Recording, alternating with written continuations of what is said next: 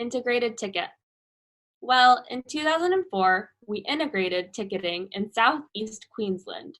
So we have introduced a paper ticket that allowed you to travel across all the three modes in Southeast Queensland. So bus, train, and ferry. And the second stage of integrated ticketing is the introduction of a smart card. And the smart card will enable people to store value, so to put value on the card, and then to use the card for traveling around the system.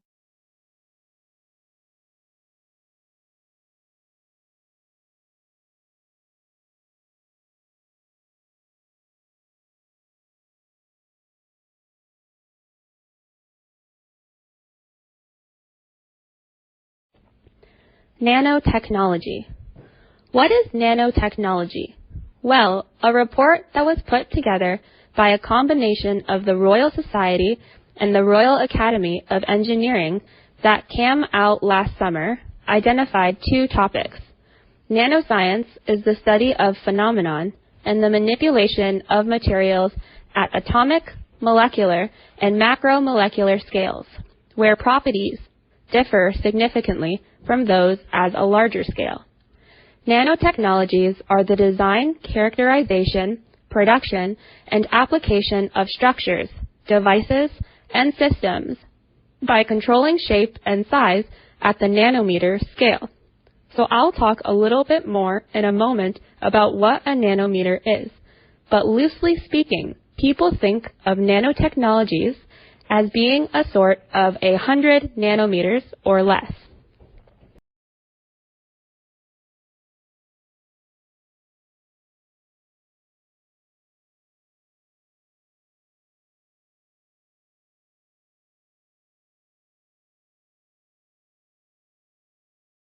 Finally, we get a sneak peek of the world's largest interactive video installation that opens in London today. If you walk around Trafalgar Square in the next week, video cameras linked up to a computerized surveillance system will be tracking your every move. As you look down, one of over 1,000 animated portraits could appear in your shadow. These videos were created by people from across the UK who were asked to film themselves for 3 minutes, doing something that best represents them. The installation can project up to 14 portraits in the space.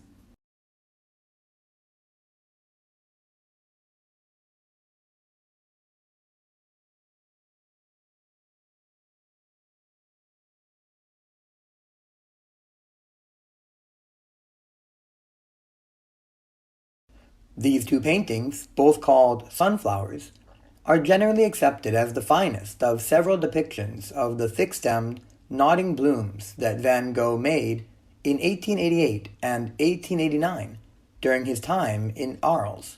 The first is now in the collection of the National Gallery in London, and the second is in the Van Gogh Museum in Amsterdam.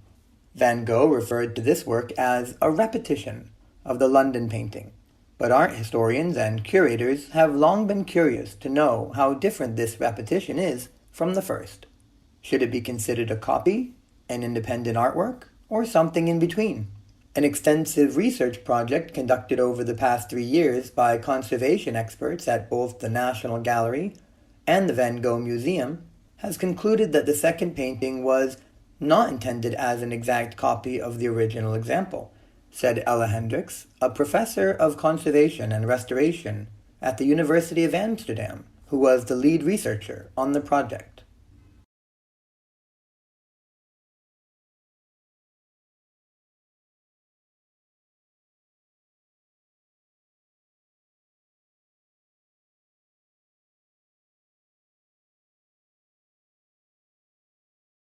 Also, malaria is something that is a very complex disease with this complex life cycle.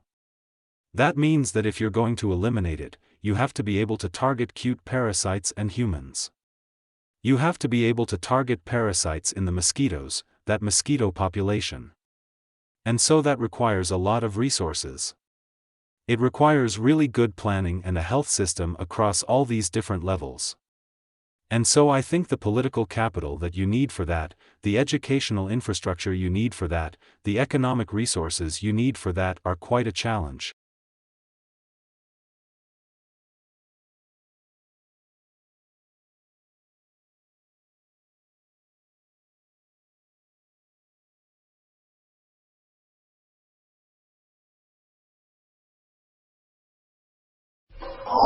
Unless you're at a Chaucer convention, speaking Middle English is not going to impress a potential romantic partner in 2013.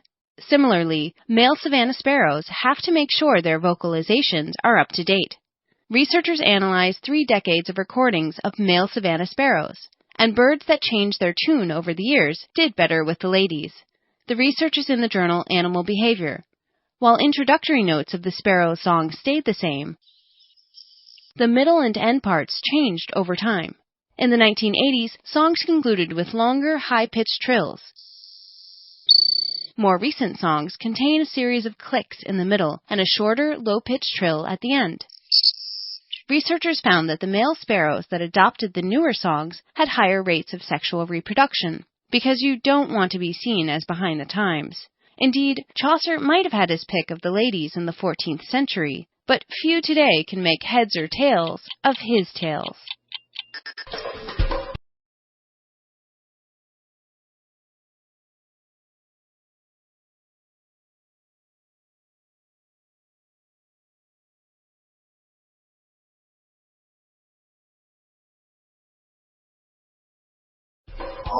Medicinal tablets are nothing new. Doctors have been dispensing pills for thousands of years, and now archaeologists have turned up some of those ancient medicines, which were preserved in a shipwreck for close to 2 millennia. The 2nd century Pozzino wreck was discovered in 1974 off the coast of Italy. Its cargo included medical equipment, like a cupping vessel, iron probe, and tin boxes of supplies. And in one of those boxes, researchers recovered 5 gray tablets. Now, they've analyzed the antique medication. The work is in the Proceedings of the National Academy of Sciences. The pills primarily contain zinc compounds, probably the active medicinal ingredients, but researchers also detected starch, pollen, charcoal, fats, and linen fibers. Those fibers help the tablets hold their round, loaf-like shape, which may be the key to the medication's use. The Greek word meaning small round loaves also inspired the word collyrium, or eye wash. The pills were probably either dissolved in liquid or ground into a powder and used to treat eye conditions. Who knows? Maybe Hippocrates used them on his pupils.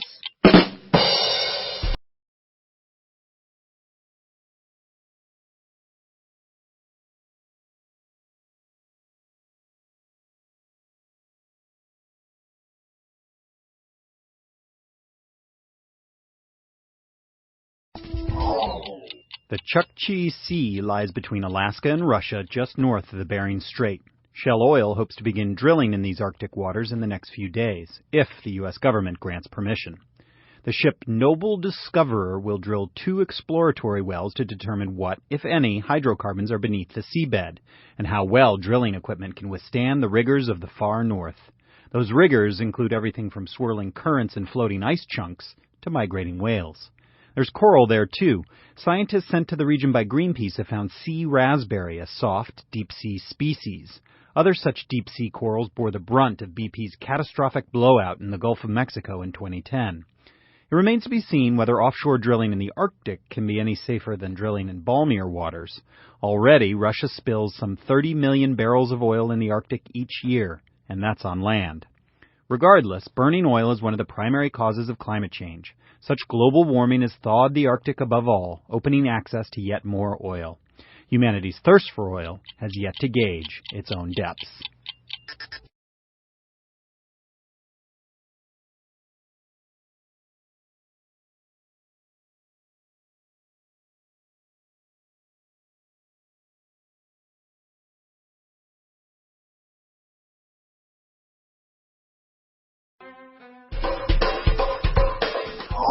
Vaccines are desperately needed in the developing world. Even when they're available and inexpensive, they're still a major problem. Most vaccines need to be refrigerated.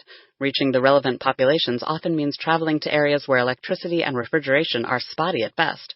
Nearly half of the vaccine doses around the world are lost to the heat. Also, the cost of refrigeration contributes to about 80% of the cost of the vaccines. So, silk experts at Tufts University have come up with a potential solution: encase the vaccines in silk protein.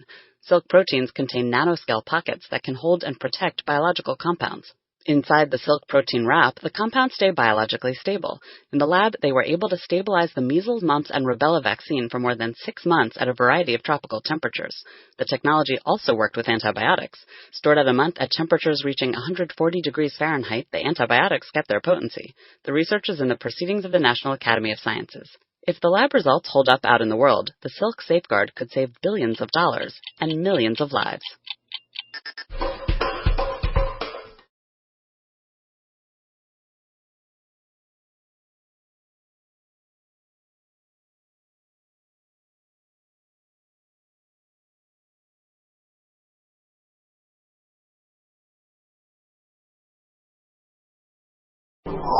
Black holes are common, but actually counting them is no easy task. Even the brightest can be hard to see. Of course, bright black holes is a bit of an oxymoron, but when supermassive black holes at the center of a galaxy feed, the material falling into them heats up, giving off a bright glow across the electromagnetic spectrum. Infrared light in particular is good to look for when black hole hunting. Some feasting black holes are obscured by gas and dust, which absorbs much of their glow, but they still shine in the infrared. It's no surprise, then, that NASA's infrared WISE spacecraft found a bunch. WISE launched in 2009 to survey the entire sky in the infrared.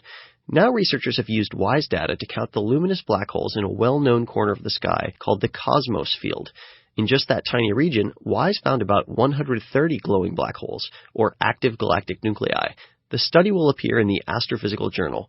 Extrapolating from this small area, at least 2 million active black holes dot the sky, confirming that these extreme astrophysical objects are common indeed.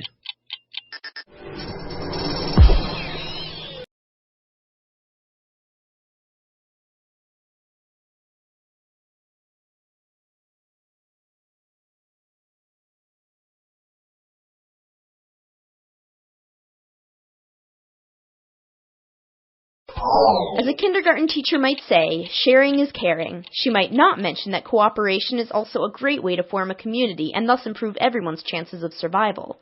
Humans aren't the only ones to apply this strategy. Marine bacteria also form cooperative populations, according to a study in the journal Science. Researchers examined the genomes of bacteria belonging to the Vibrionaceae family. In the lab, they grouped together bacteria with similar genetics that coexist in the same microhabitat. The scientists expected that within any given population, individuals capable of producing antibiotics would use these chemical weapons against others. But when they looked at interactions between different strains of Vibrionaceae, they found that only a few members of any given population could produce the bacteria-killing substances, and the rest of that community was resistant to those particular compounds. But the antibiotics could fight off foreign populations while leaving members of the home group unharmed. This arrangement implies a bacterial social structure, where individuals help the group as a whole. Cran-hoarding toddlers might want to take note.